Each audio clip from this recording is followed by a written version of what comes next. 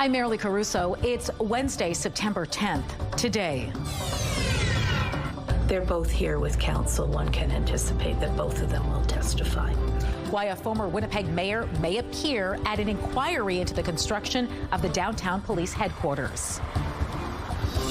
Also today, going home. All of which we deemed were good candidates for repatriation, so they went back home. Why the Manitoba Museum has returned artifacts to a First Nation in Saskatchewan. Plus, slow and steady wins the race. A reptilian appearance in a Winnipeg neighborhood.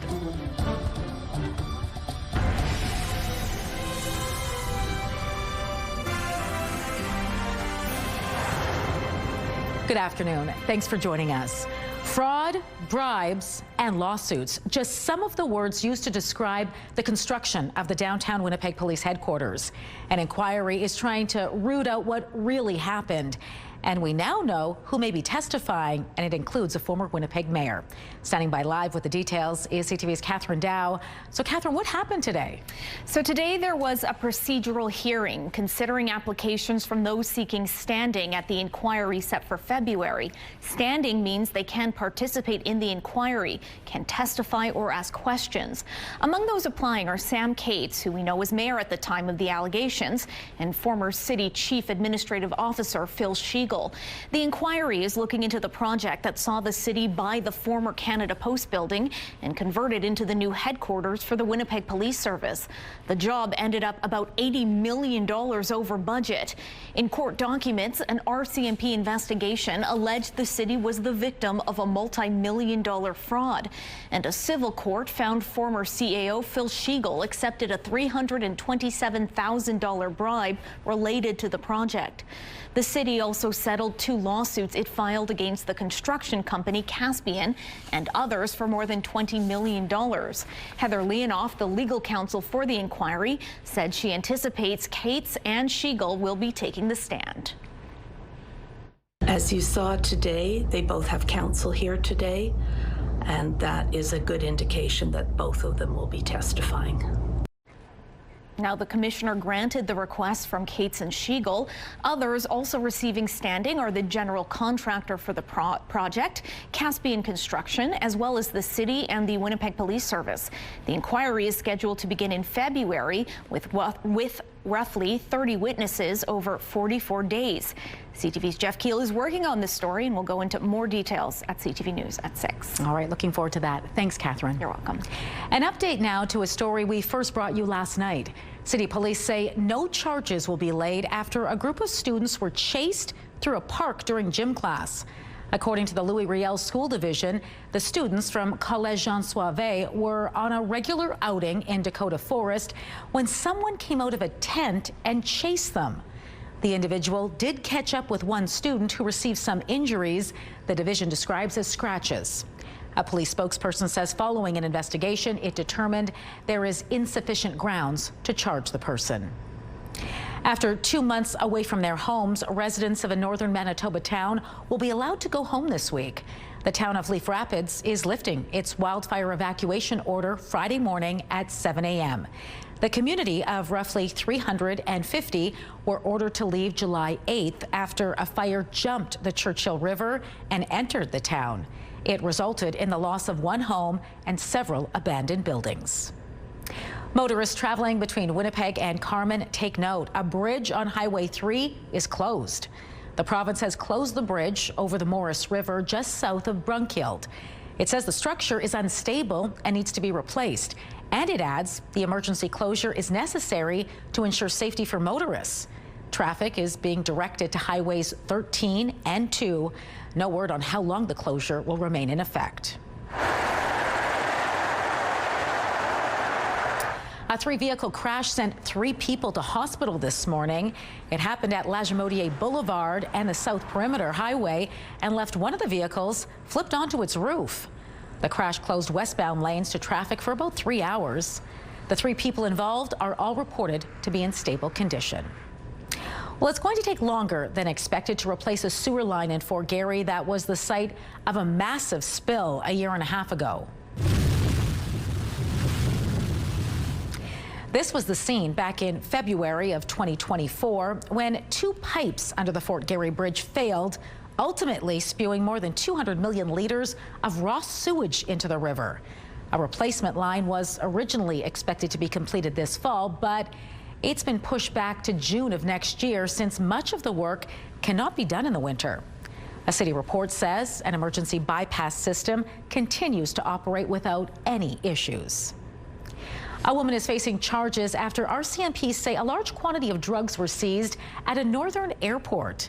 In total, Mounties say 250 grams of suspected crack, 24 grams of cocaine, and 200 pills were seized at the Oxford House Airport Sunday evening from an inbound flight from Winnipeg.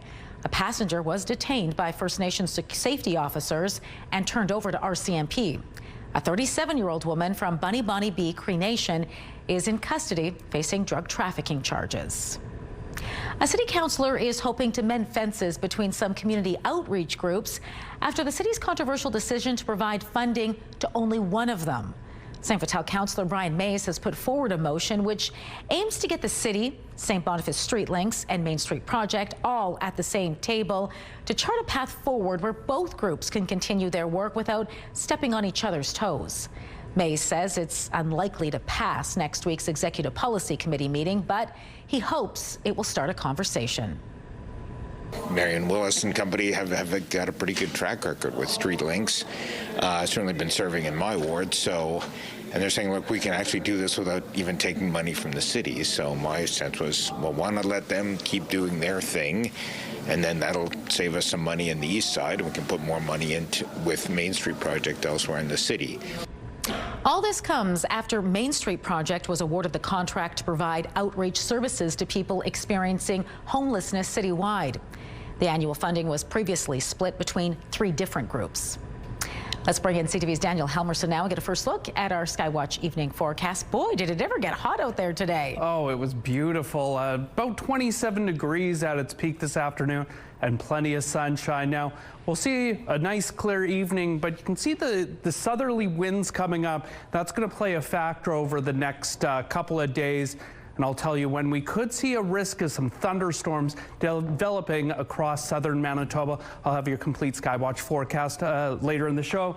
But right now, check out those blue skies, 27 degrees here in Winnipeg. South-southeast winds at 18, gusting up to 27 kilometers per hour. The pressure is dropping, the humidity sitting at 38%. The Bathfitter Live Eye is brought to you by Bathfitter, your bath and shower experts for more than 40 years. And a look out on the St. James Bridge. Traffic moving relatively well so far tonight. No tips to pass along, but if you see one, please let us know. It's the Manitoba Museum's largest repatriation of artifacts in its history. Where some of those belongings are going, that and more local news still ahead. Have a news tip? When you see news happening, let CTV News Winnipeg know. Text your tips, pictures, and videos to 10400. That's 10400. Message and data rates may apply.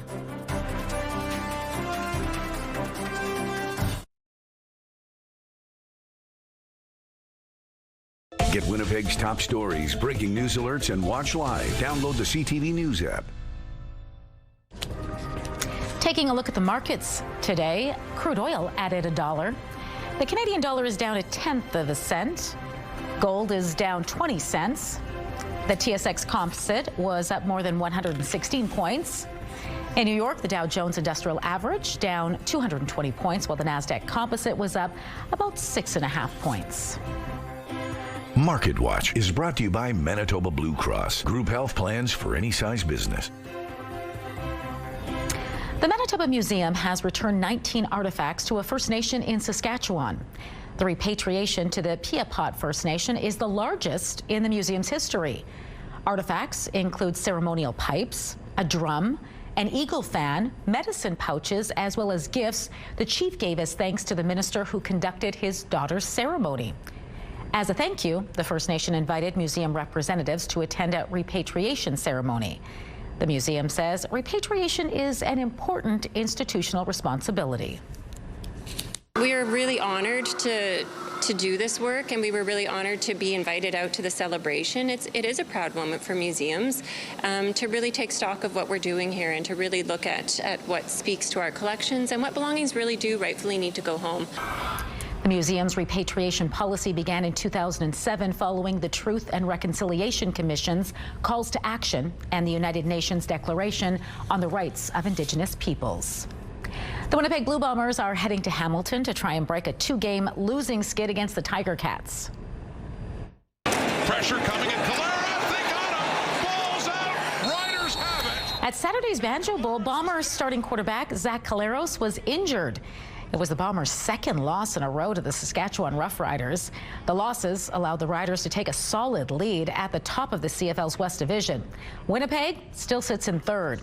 Head coach Mike O'Shea avoided specifics when asked about Caleros' condition at a news conference today. Is Zach going to play again this year? Yeah, I assume so. The Bombers versus Ticats is set to kick off Friday evening in Hamilton at 6 o'clock. Produce real good African stories about their lives, about where they come from, and about how we can best live in Manitoba.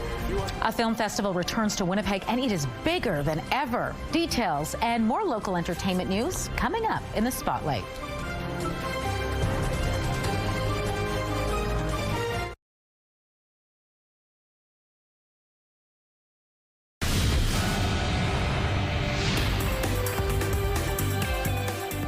Spotlight, sponsored by the Casinos of Winnipeg, presenting Tom Papa.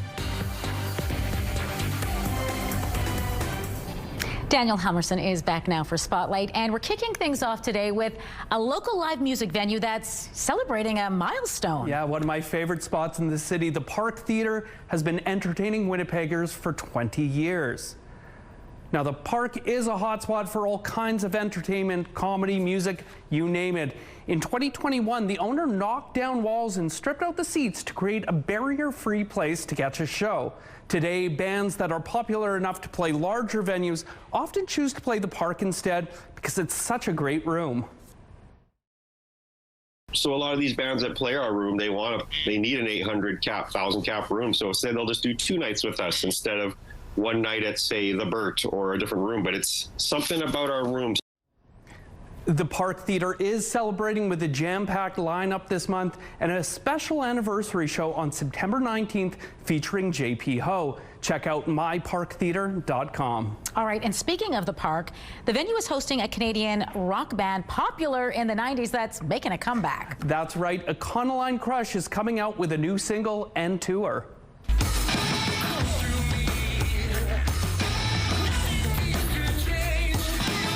For 3 decades, Econoline Crush has been a uniquely Canadian voice in the industrial rock genre.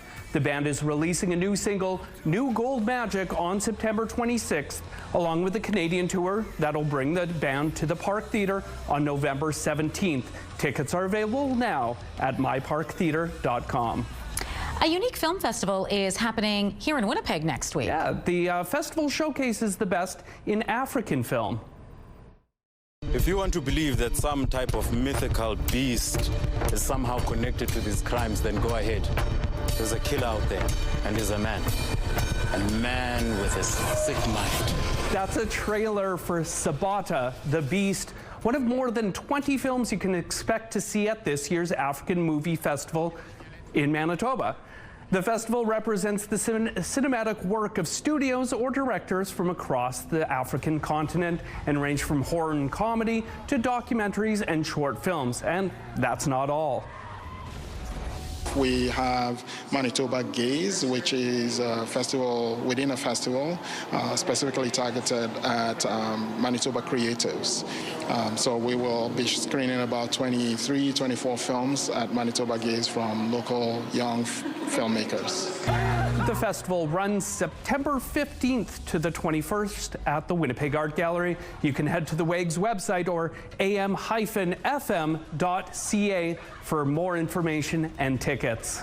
Danny, I feel like it's too early to start talking about Christmas shows, but I know For those that believe it's the most wonderful time of the year, it's never too early, right?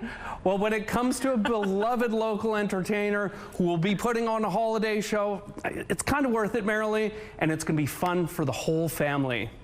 The cat came back the very next day. The cat. I'll make an exception for Fred Penner. Okay. Absolutely. Fred Penner and the Cat's Meow Band will return to delight adults and children alike at the Burton Cummings Theatre December 14th. Tickets for Fred Penner's concert of the season go on sale Friday through Ticketmaster. And that's not the only holiday show we're going to tell you about today. I used to think that's what I was, but now this lying hurts too much. I don't know what for. Acclaimed Canadian artist Serena Ryder is on her Merry Myths tour. Her show is inspired by folklore and holiday traditions from around the world and blends holiday classics with her soulful originals. The Juno Award winner takes the stage at the Club Regent Event Center on December 4th. Tickets go on sale Friday. Visit serenaryder.com. All right, I'll talk about holiday shows. You just don't talk about snow. Absolutely. Deal? Okay. Good deal. And now to some exciting news for fans of the Amazing Race Canada. Yeah, CTV has confirmed season 12 will be going ahead next year. Let's do this, baby. Careful. This is history.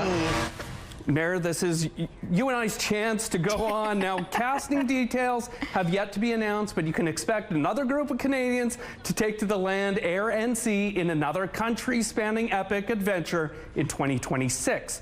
The announcement comes ahead of the season 11 finale, which will air Tuesday at 9 p.m. right here on CTV, CTV.ca, the CTV app, and streaming on Crave the following day. I have to put our problem-solving skills to the test. I think we could manage it for an episode or two.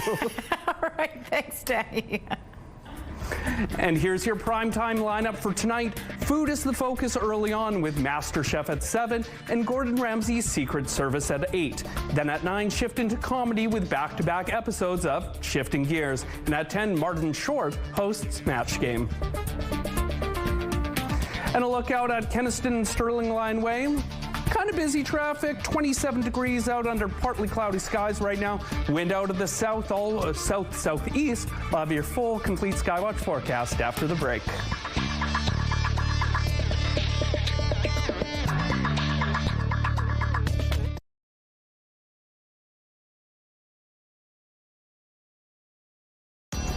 Women's clothing provided by RW & Company. Salon services provided by S&Teak Spa Salon.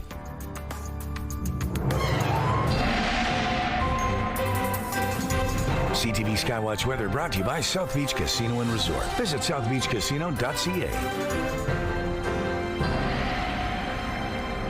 All right, Daniel Helmerson back now with your complete Skywatch forecast. Summer continuing? For at least tonight. Now, actually over the next few days, the temperatures are going to stay well above our seasonal averages, around 19 degrees for this part of September, but there is some rain on the way. Tonight, though, we're going to see, again, clear skies, but move right over here. You can start seeing a little storm system developing there in southern Saskatchewan. Now, we're expecting it to move over the border early tomorrow morning. So you can see right there, 8 a.m., West Manitoba, should start seeing some showers, and there is that risk of thunderstorms. Non-severe, but still worth keeping an eye on, and it will move through into central parts of the province, so right around Portage La Prairie, mid-afternoon, and shortly after right here in Winnipeg. So around dinner time tomorrow night, could see those showers, that risk of thunderstorms, and the wind's actually going to play a factor. If you recall the last couple days, very, very light winds, but southerly winds coming up, 30 gusting up to 50 tomorrow. Now, as that storm system moves through, we're going to see another one come through on Friday. Now, slightly less risk of thunderstorms, but chance of showers throughout the day, giving way to maybe a cloudy weekend, but hopefully staying fairly warm for the foreseeable future. Tonight, mainly clear skies, 14 degrees, the wind coming out of the south at 20 kilometers per hour. There could be a little fog developing overnight yet again, as we've seen the last couple of mornings, but Tomorrow waking up to mainly sunny skies, but those clouds are going to move in, the wind picking up, and as I mentioned, that risk of thunderstorms late in the afternoon. Winds gusting up to 50 kilometers per hour. Taking a look at the long-range forecast Friday, showers likely, 24 degrees, mostly cloudy over the weekend, but look at those highs, 25, 27, and staying warm overnight. Great news for people with their gardens still out there. Chance of some showers on Monday and Tuesday, but again, those highs, 24 and 26. Our first pick of the day, Skywatch pick of the day, comes from Pat out at Winnipeg Beach. You can see the blue heron there. If you look closely, there's a fisherman taking advantage of the warm weather late in the season. Fantastic one there. And from Judy out in Kenora, a bald eagle perched on a tree. She actually sent in a few pictures. A friend of his joined as well, but that was my favorite of the bunch. Keep those pictures coming to Winnipeg Weather at ctv.ca. Thanks, Danny. Well, as the old saying goes, slow and steady wins the race. Of course, it comes from the fable, The Tortoise and the Hare. Why are we not coming across? Yeah, but...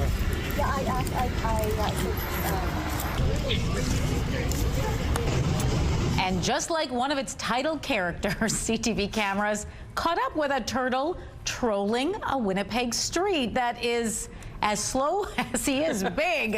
CTV photojournalist Dan Timmerman captured this titanic turtle going for a slow but steady stroll in Niagara Place neighborhood Tuesday night. Residents apparently gathered all around to relish as the reptile waddled by and into the sunset. And you can guess where he's going, Danny. Right to that pond to cool off from this early February heat. February? I mean, what is the month? September. September. See, we're talking about Christmas, snow. We're moving through the year. That is a big turtle. Huge, right? Yeah. Coming up at 6, some of the Skywatch pictures, I have other turtles out in West Hawk Lake, so maybe he's slowly making his way there to meet up with his friends. All right. That does it for us. Don't go far. We'll be back at 6 with much more local news. Hope to see you then.